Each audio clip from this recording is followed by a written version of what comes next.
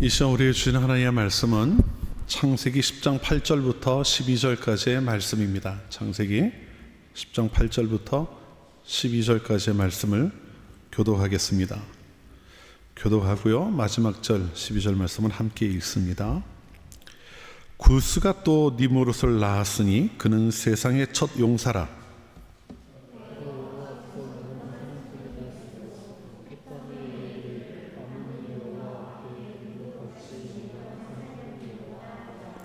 그의 나라는 시날 땅의 바벨과 에렉과 아갓과 갈레에서 시작되었으며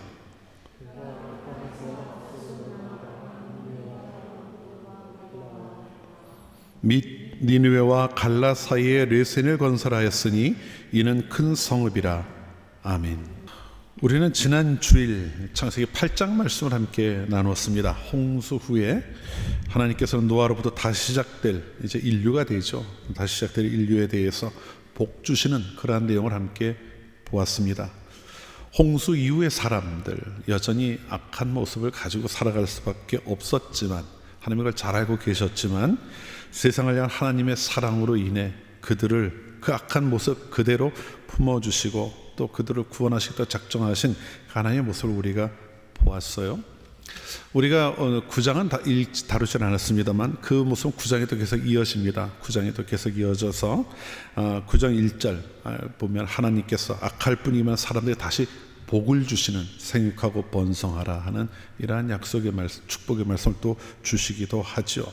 하나님의 사랑은 변함이 없는 거예요. 끊임없이 또 변함없이 사람들에게 주어지고 있었죠. 그러면서 하나님은 당신의 그 사랑이 결코 변함이 없을 것이라는 것을 계속 보여주고 계시는 겁니다.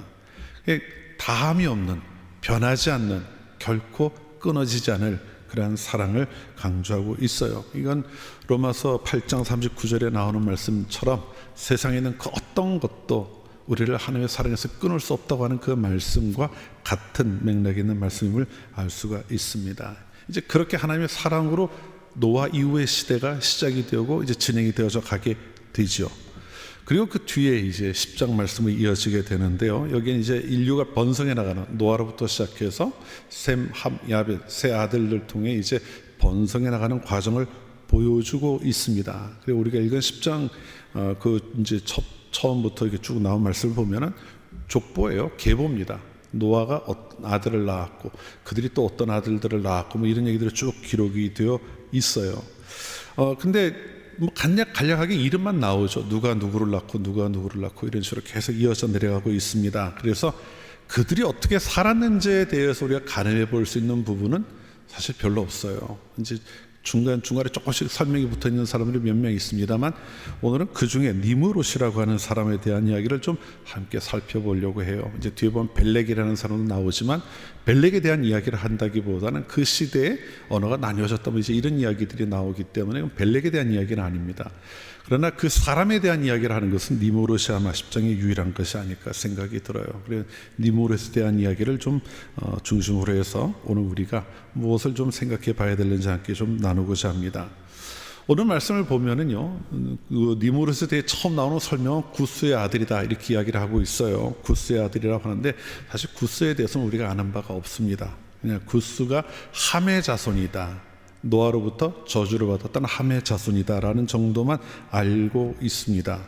그리고 8절 9절을 한번 다시 한번 보죠. 어떤 이야기를 그에 대해서 하고 있는지요. 8절과 9절을 같이 한번 읽어보죠. 구스가 또 니므롯을 낳았으니 그는 세상의 첫 용사라. 그가 여호와 앞에서 특이한 사냥꾼이 되었으므로 속담에 이르기를 아문은 여호와 앞에 니므롯같이 특이한 사냥꾼이로다 하더라. 이렇게 말씀하고 있습니다. 자, 니므롯에 대해서 하는 그 말이 첫 용사다 이렇게 이야기를 하고 있는데 이건 어떤 의미인가 하면 이런 겁니다. 그냥 용맹하다는 거죠. 그리고 사냥꾼이라는 말이 나오는 걸 보면 아마 당대에 사냥에 능했던 사람이라고 생각해 볼 수도 있어요. 그런데 여러분 요걸 좀 생각해 보면 좋을 것 같아요. 사냥이라고 하는 게 오락의 차원이 아닙니다. 여기에서 이야기하는 거는요. 그 인류 역사 쭉 발달해 갈 때 사냥이 오락의 차원이 되고 왕들이 즐기는 스포츠와 같이 되는 것은 한참 뒤의 일이죠. 아마 이 시기에는 생존을 위한 이런 그 부분이 있었을 거예요. 그런데 그런 걸 능히 막아낼 만한 능력이 있는 이런 사람이었다고 하는 것을 보여주고 있어요. 그러니까 다른 사람들보다 월등한 용맹함도 가지고 있었고 무력도 가지고 있었다, 이런 거를 생각해 볼 수가 있습니다. 근데 이 용사라고 하는 말이 특별할 거는 사실 별로 없습니다. 왜냐하면 모든 사람들을 모아놓고 보면 그 중에 걸출한 사람들이 있기 마련이니까요. 근데 9절에 나오는 내용을 우리가 조금 눈여겨볼 필요가 있어요. 니무롯이라고 하는 사람을 가리켜서요, 여호와 앞에 특이한 사냥꾼이다, 이렇게 설명을 하고 있단 말입니다. 자, 아까 사냥꾼이라는 말은 그렇게 제가 잠깐 설명을 했는데요, 이 여호와 앞에라고 하는 말, 여러분 들으면 어떤 느낌이 드세요? 니무롯은 여호와 앞에 특이한 사냥꾼이다. 이 포지티브합니까? 네거티브합니까? 니무롯에 대해서 여러분 머릿속에 떠오르는 생각이요. 제 이야기긴 하지만요, 옛날에 제가 신학을 하기 이전에 대학 다니고 그 이전에 이 이야기를 들을 때는, 야, 니무롯은 하나님 앞에서 행하던 사람이었구나, 굉장히 긍정적인 이해를 가지게 되었던 것 같아요. 하나님을 그래도 하나님 앞에서 늘 행하는 이런 사람이 아니었나 하는 생각을 해본 적이 있었습니다. 그런데 이걸 조금 더 다른 의미로 설명을 하고 있어요. 본문에 나온 내용을 보면은요, 여호와 앞에서라고 하는 말을 다른 곳에서 사용된 것을 좀 찾아보면은 도움이 될 수 있을 것 같습니다. 창세기 6장 11절을 보면은요, 노아 당시에 사람들이 어땠는지를 설명하는 장면이 나와요. 노아 당시에 사람들이 어땠는가, 6장 11절 말씀인데 한번 같이 보죠. 우리 앞으로 여기다 띄우지 말까 봐요. 설교 중에 본문은 성경 찾아보게. 예? 예, 6장 11절 한번 같이 읽어보죠. 그때 온 땅이 하나님 앞에 부패하며 포악함이 땅에 가득한지라, 이렇게 이야기를 하고 있습니다. 여러분, 이거 여기에서 여호와 앞에라고 하는 말을 긍정적인 의미를 갖지는 못하겠죠. 부패했다는 말이 직접 나오니까요. 사실 여기서 이야기하는 여호와 앞이라고 하는 것은, 이 여호와 앞에라고 하는 이 말은요, 대항한다는 의미도 가지고 있는 말이에요. 우리말로 따지면 전치사가 되는데 어게인스트 한다는 의미도 같이 담겨져 있다는 겁니다. 그렇기 때문에 여기에 나오는 이 말은 하나님을 대적한다는 의미도 그 안에 함께 담겨 있는 걸로 볼 수 있어요. 이게 보다 더 명확해지는 것은 니무롯이라고 하는 이름의 의미입니다. 여러분, 니무롯이라는 이름이 가지고 있는 의미가 뭘까요? 이거는요, 우리가 반역하리라 라는 의미를 가지고 있어요. 우리가 반역하리라, 우리가 반역한다. 다시 말하면은 니무롯이라는 사람의 그 이름부터가 그런 걸 품고 있다는 거죠.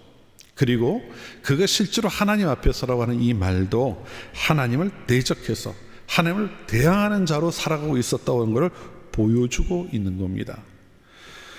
당시에 이 시대를 살아가던 이 시기에 왕이 있었던 것도 아니잖아요. 나라가 세워지고 하는 것도 여기서부터 이야기가 시작이 되니까요. 그냥 사람들이 혼자서 같이 살아가고 있었는데 이때부터 힘이 모이기 시작하고, 아까도 얘기했던 것처럼 니무롯이 그런 용맹함과 또는 사람들을 지킬 만한 능력을 가지고 있으니까 이 세력을 중심으로 해서 사람들이 모이기 시작하고 나라가 세워지고 이런 과정들이 진행되었던 것 같아요.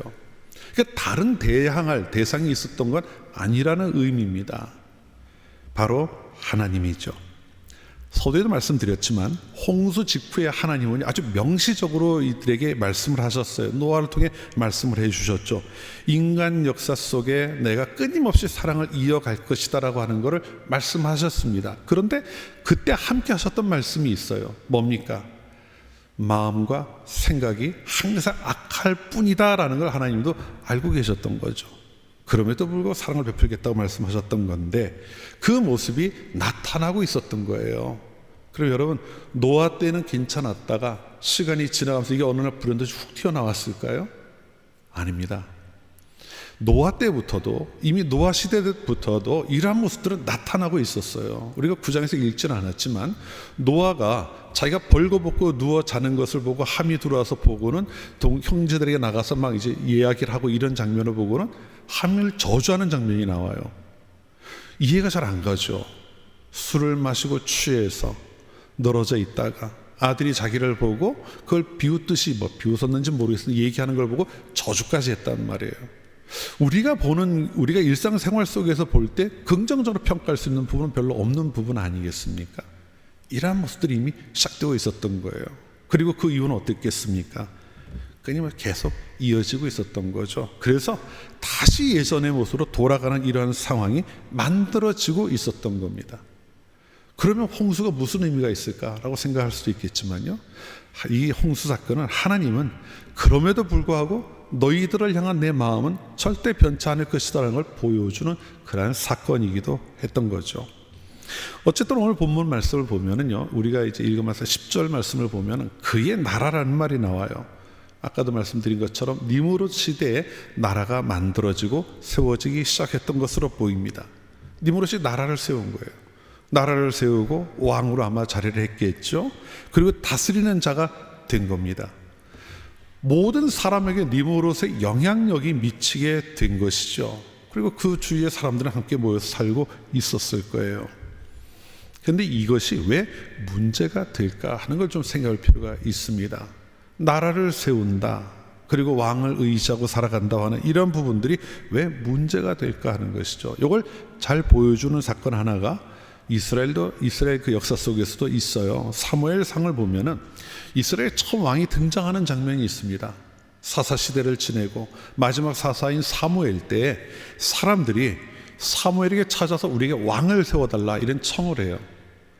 자, 당시 이스라엘 주위에 있는 모든 나라들은 왕이 있었습니다. 왕국들이 있었어요. 그게 도시국가의 형태든 조금 더 확장된 그런 국가든 다 왕들이 있었다는 거예요. 근데 여러분, 왕이 있다고 하는 의미가 뭘까요? 예전에도 말씀드린 적이 있지만 왕이 있다고 하는 거는 중앙 집권지는 어떤 힘을 갖게 된다는 걸 의미합니다. 조직적으로 움직일 수 있다는 거죠.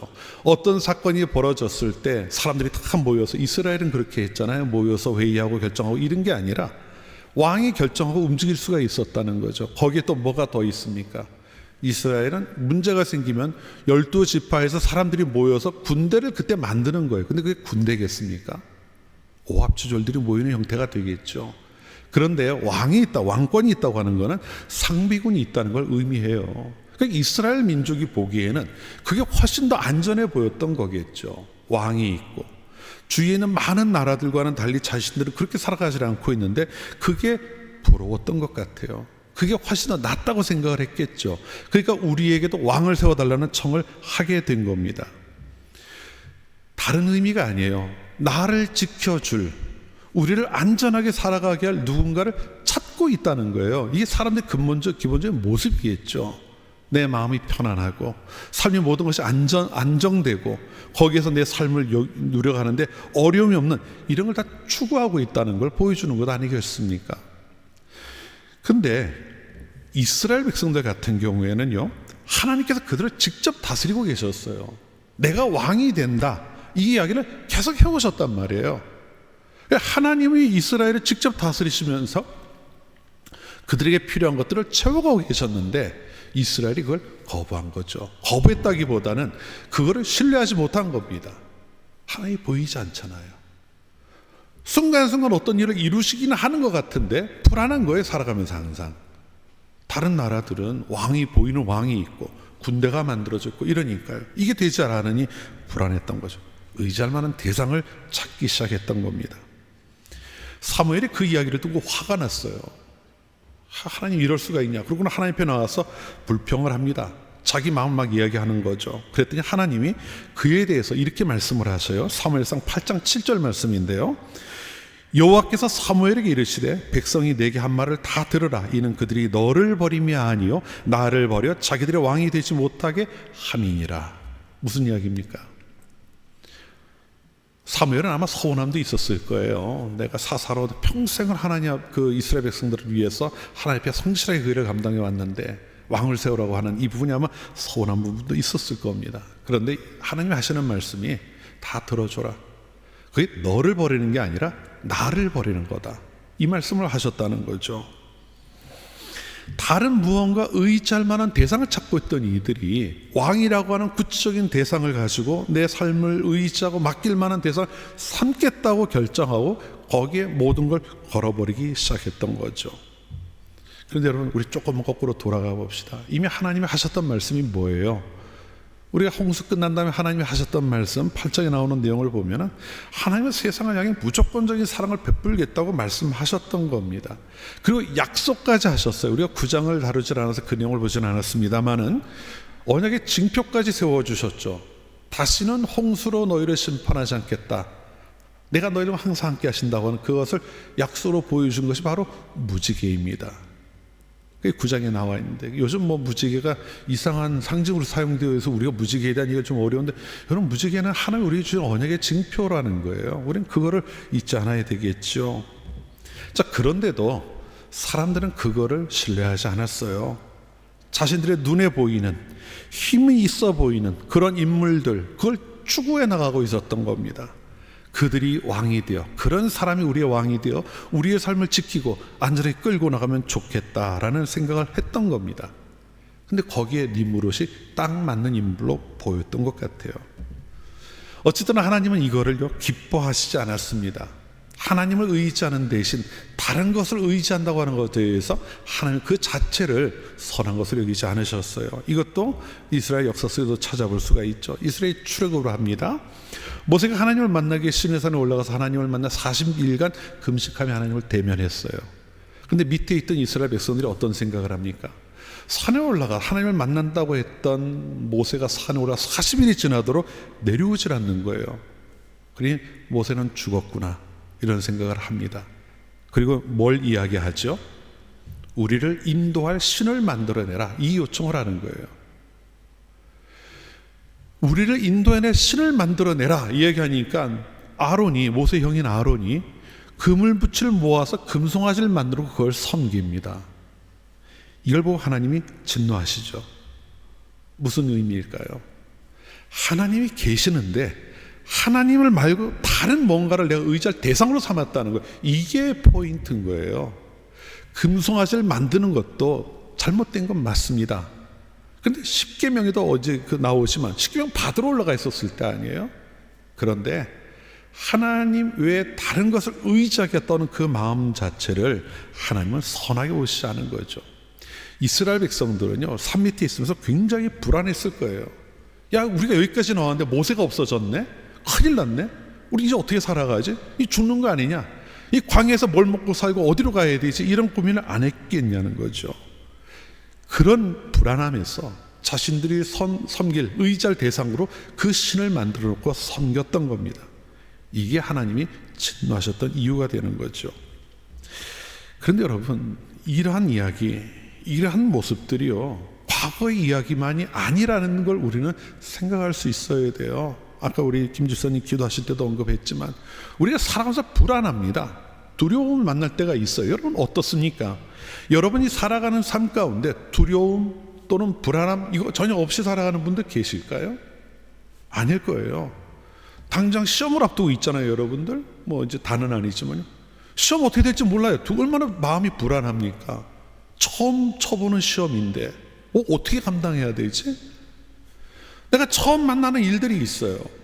사회에 나가면서 뭔가 좀 해야 되는데 그 길이 쉽게 찾지 못할 때도 있다는 겁니다. 그러면 누구나가 불안하고 초조해질 수밖에 없겠죠. 우리가 살아가는 세상이 그런 세상이기 때문에 그래요. 그리고 우리는 한치 앞을 못 보지 않습니까? 그렇기 때문에 뭔가 의지할 만한 것을 찾는 거예요. 여러분 공포 마케팅이라는 말 들어보신 적 있습니까? 공포 마케팅이라는데요, 이건 미래가 불확실하다는 점을 이용해서 그들이 사람들이 사람을 만날 수 있는 부분을, 그 어려운 문제들을 자꾸 부각시켜 주는 거예요. 90년대 그쯤이었던 걸로 기억을 합니다만 생명보험 회사에서 어딘지 기억이 잘 안 나요. 이제 근데 그분이 인터뷰한 걸 나중에 봤는데, 그때 이제 한국 사회에서 이제 은퇴 이후 노후 대비 뭐 이런 얘기들을 막 부각을 시킨 적이 있었어요. 그래서 여러분 은퇴하고 난 이후에 여러분의 평안한 노후를 살려면 얼마의 돈이 필요합니까? 이걸 뭐 계산해서 막 뿌린 겁니다. 뭐 20억인가 필요하다고 얘기를 했다 그래요. 이게 사람들이 관심이 확 쏠린 거예요. 왜냐하면 지금 뭐 제 나이 정도 되는 분들, 한국에 제 나이 정도 은퇴하는 분들 많이 있으니까요. 은퇴 후에 뭘 해야 될지 모르거든요. 생각 없이 열심히 살아왔는데 지금 와서 딱 보니까 평균 수명은 길어졌는데 앞으로 어떻게 살아야 되지? 은퇴 이유가 고민이 되는 거죠. 그래서 보험회사에 가입하는 사람이 확 늘어났다는 이야기를 하더라고요. 우리가 사실 그렇게 되는 겁니다. 그런 생각과 그런 이제 논리를 가지고 세상을 바라보게 되는 거죠. 불안한 심리가 누구에게나 있거든요. 뭐 보험 종류가 이제 다 그런 거겠죠. 우리도 마찬가지예요. 다르지 않습니다. 우리 중 누구도 내일 일을 몰라요. 오늘 우리가 이렇게 함께 모여 예배했지만 내일 우리가 어떻게 될지 누가 그걸 알겠습니까? 그게 불안하니까 뭔가 의지할 대상을 바라볼 수밖에 없는 거예요. 자꾸 찾는 거죠. 뭘 의지하면, 뭐를 붙들고 나가면, 뭐가 나를 도와주면은 내가 이 불안한 상황을 좀 더 편안하게 아니면 어려움 없이 지나갈 수 있을까를 고민하게 된다는 겁니다. 그래서 세상 사람들이요, 점도 보러 가고 부적도 사고 보험도 들고 아마 이러는 게 아닌가 싶어요. 뭐 투자한다고 막 이러기도 하고요. 근데 이게 세상 사람들만의 이야기일까요? 성도들은 어떻겠습니까? 우리들의 이야기를 한번 생각해 봅시다. 우리가 하나님을 의지하고 살아야 된다는 이야기예요. 제가 지금 쭉 드린 말씀 들으면서 여러분, 그래, 하나님을 의지해야지 이런 생각 하실 거라고 생각해요. 그런데 하나님을 의지하고 살아가면 어떻습니까? 하나님이 내가 원한 거 그때그때 딱딱 이루어 주시던가요? 그렇지 않을 때가 많아요. 어떤 때는 열심히 기도했는데 그 기도한 대로 일이 풀려가지 않는 경험도 합니다. 하나님만 의지하고 살아가는 것이 힘들게 느껴질 때가 있다는 거예요. 야, 이거 언제까지 기다려야 되지? 막연하기 때문에 그래요. 그러다 보니까 내가 조절할 수 있다고 생각되는 것, 내가 당장 눈앞에 붙들 수 있다고 생각하는 것에 자꾸 내 마음을 갖다 주게 되는 거죠. 그리고 그걸 붙드는 겁니다. 그런데 우리가 잘못 알고 있는 것이 한 가지 있어요. 하나님이 우리 기도를 제때제때 들어주지 않는다고 실망할 수도 있습니다. 하지만 사실 하나님께서 우리가 생각하고 기대하는 그대로 이루어 주시는 분이 아니라는 거예요. 왜 그럴까요? 하나님이 우리가 똑같은 수준으로 생각하고 행동하시는 분이라면 우리가 기도하는 만큼 이루어 주시면 그런 일들이 나타날 거예요. 근데 실제 하나님은 어떨까요? 우리보다 훨씬 더 높은 분이잖아요. 우리가 생각하는 것보다 더 많은 걸 생각하실 수 있는 분 아닙니까? 우리가 바라보고 판단할 수 있는 것보다 더 넓은 걸 보시는 분이에요. 당장 여러분이 한 학기를 마치는 그때가 아니라, 내가 계획한 요 하나의 과정을 마치는 그때가 아니라 여러분 한평생을 하나님은 계획을 하고 끌고 가시는 중이라는 겁니다. 그런데 우리가 거기에는 관심을 두질 못해요. 아마 하나님은 우리를 보면서 야, 나는 지금 이걸 계획하고 있는데 라고 안타까워하실지도 모르겠습니다. 우리 성경 하나 같이 봅시다. 이사야 55장 6절부터 9절까지의 말씀입니다. 이사야서 55장 6절부터 9절까지의 말씀인데요, 우리 같이 한번 4절 말씀을 길긴 하죠. 같이 한번 읽어보죠. 한 목소리로 같이 읽어보겠습니다. 너희는 여호와를 만날 만한 때에 찾으라. 가까이 계실 때에 그를 부르라. 악인은 그의 길을, 불의한 자는 그의 생각을 버리고 여호와께로 돌아오라. 그리하면 그가 긍휼히 여기시리라. 우리 하나님께로 돌아오라. 그가 너그럽게 용서하시리라. 이는 내 생각이 너희의 생각과 다르며 내 길은 너희의 길과 다름이니라. 여호와의 말씀이니라. 이는 하늘이 땅보다 높음 같이 내 길은 너희의 길보다 높으며 내 생각은 너희의 생각보다 높음이니라. 아멘. 이사야 선지자가 이스라엘 백성들 향해 외치는 소리죠. 돌아오라는 하나님의 말씀을 전하는 겁니다. 돌아오라. 죄에서, 악에서 돌이켜 돌아와라. 불의한 생각을 버리고 그 길을 버리고 나에게 돌아와라. 그러면 용서할 것이다 라는 말씀을 하시고 있어요. 이게 6장 7절에 나오는 내용이죠. 이스라엘 백성들이 가지고 있던 고질적인 죄악된 모습입니다. 하나님을 버리고 자꾸 다른 데로 갔던 거예요. 왜 그랬을까요? 이건 이스라엘 역사 전체를 놓고 보면은요, 끊임없이 나타났던 현상입니다. 하나님을 버리고 우상을 섬기고 하는 이러한 모습들 말이죠. 근데 왜 그랬을까요? 불안한 거예요. 이방신을 섬기는 이들은 신상도 있고 신전도 있고 막 그런 데서 신을 섬기잖아요. 뭔가 그럴듯해 보이지 않습니까? 그런데 이들은 보이지 않는 하나님을 섬기는 거예요. 다른 데가 더 나아 보인다는 겁니다. 거기에 내 모든 걸 거는 게 더 나아 보이는 거예요. 풍요의 신이라고 있고 또 뭐 전쟁의 신이 있고 막 이렇잖아요. 마음이 거기에 자꾸 나뉘어져 가는 거죠. 하나님을 보고 나아가는 대신 자기들 눈에 그럴듯한 것들을 자꾸 붙들고 나아갔던 겁니다. 하나님이 그들에 대해 이야기하시는 거예요. 돌아오라고요. 너희들이 정말 눈을 두고 마음을 둬야 될 게 누구냐? 우상이냐? 아니다. 내가 그 일을 위해 너희들을 인도하고 있다. 이 말씀을 하시면서 돌아오라고 말씀하고 있는 겁니다. 그러면서 하시는 말씀이 뭐예요? 너희들이 다 깨닫지 못하기 때문에 불안해할지 모르지만 사실 나는 너희들보다 훨씬 높은 존재이기에 너희들의 최선의 길을 준비하고 그 길을 인도해 가고 있다. 그 말씀을 하고 있는 거죠. 내가 너희들을 결코 혼자 내버려 둔 적이 없다. 그 말씀하고 있는 것 아니겠습니까? 이거를 우리가 보아야 된다는 거예요. 이 부분을요. 우리도 당장은 하나님께서 내 삶을 이끌어가는 그것이요, 내 생각과 다르기 때문에 실망할 때가 있을 거예요. 여러분이 지나가면서 내가 생각했던 그 계획대로 일이 진행되지 않는다거나 그 결과가 나오지 않는다고 해서 우리 마음이 낙심할 때가 있을지도 모릅니다. 그리고 그러한 것들 때문에 내 마음이 괴로울 수도 있고요, 내가 생각했던 인생의 계획이 틀어지는 것처럼 보일 수도 있겠지요. 그런데 분명한 것은 지난 주 우리가 말씀 가운데 나누었던 것처럼 하나님의 여러분을 향한 그 계획하심과 여러분을 향해 쏟겠다고 작정하신 그 사랑은 결코 변함이 없다는 그 사실이에요.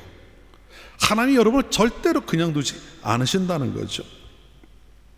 살아가다 보면 만나는 그러한 일들, 하나님이 잘 보이지 않는 그러한 상황들, 내가 계획했던 일들이 무너지고 실패한 것처럼 보이는 그런 상황들, 오랫동안 애를 쓰고 노력했는데 결과가 제대로 나오지 않는 것 같은 그런 상황들, 너무나도 간절히 기도했는데 그 기도가 이루어지지 않는 것처럼 보이는 그런 상황들이 있다 하더라도 우리가 그 상황에서 우리의 삶 본질적으로 인도해 가신 하나님을 바라보는 그 시각은 놓쳐서는 안 된다는 겁니다. 하나님이 우리를 버리셨다, 하나님이 이 부분에 대해서는 나를 포기하셨다, 이렇게 생각할 수 있는 여지가 전혀 없다는 거죠. 더 가봐야 하는 일이 있겠습니다만은, 그때가 되어 우리가 깨닫게 되겠습니다만은, 언제나 하나님은 우리가 각자가 처한 상황 가운데 최선의 결과를 작정해 놓으시고 그 일을 위해 우리를 인도해 가고 계신다는 사실을 우리는 잊어서는 안 된다는 말씀이에요. 이것을 확실하게 말할 수 있는 것은 다른 이유가 아닙니다. 하나님은 항상 우리를 위해 일하고 계신다고 말씀해 주셨기 때문에 그래요. 내가 너희들을 고와 같이 두지 않을 것이다, 항상 함께하며 너희를 지키실 것이라는 그 말씀을 우리에게 주셨다는 거죠. 그렇기 때문에 하나님을 믿는다고 우리가 할 일은 다른 것이 아니에요. 어떤 상황 속에서도 그 하나님을 의지한다고 하는 그 마음을 우리가 잃지 않는 겁니다. 때가 조금 더디될 수는 있어요. 그것 때문에 우리가 불안해할 수도 있고 실망스러운 그런 상황을 만날 때도 있을, 그런 마음이 우리 안에 엄습해 올 때가 있을 거예요. 하지만 우리와 함께 하신 하나님이 우리를 절대 포기하지 않으실 거라는 그 말씀을 기억하면서 세상을 의지해 눈을 돌리는 것이 아니라 잘 보이지 않더라도 그 하나님을 부르고 하나님을 의지하고 살아가겠다는 결단 속에 우리의 나갈 길을 판단하고 선택해야 한다는 것을 기억해야 하겠습니다. 나와 함께 하시며 나의 길을 친히 인도하신 하나님을 잊지 않으시는 여러분들이 되시를 바라요. 그리고 살아가는 날 동안 그 하나님과 함께함으로 그분이 여러분 각자를 위해 예비하신 최선의 길을 행할 수 있는 모두가 되시기를 주님의 이름으로 축원합니다. 기도합시다. 사랑이 풍성하신 은혜의 하나님, 하나님의 크신 사랑으로 부름을 받았고 이제는 하나님의 풍성한 은혜 안에서 살아가는 저희들을 한순간도 그 품 안에 품으신 채 놓지 않으시고 지켜주심을 믿습니다. 세상의 그 어떤 것도 하나님의 크신 사랑에서 저희를 끊을 것이 없다는 바울의 고백과 같이 하나님의 사랑이 언제나 저희를 향하고 있음을 기억하고 저희들이 살아가는 모든 순간들을 오직 하나님만을 의지하여 살아가는 성도들이 되게 하여 주시옵소서. 세상의 그 어떤 것에도 마음을 빼앗기지 않게 하시고 저희의 가는 길이 평안할 때나 어려움을 만날 때나 언제나 하나님의 선하심을 믿고 따르는 성도들이 되게 하여 주옵소서. 세상에서 당하는 일로 인해 일이 일비하지 않게 하시고 오직 우리의 삶을 최선의 길로 인도하시는 하나님으로 인하여 기쁨이 충만한 삶을 살게 하여 주옵소서. 예수님의 이름으로 기도합니다. 아멘.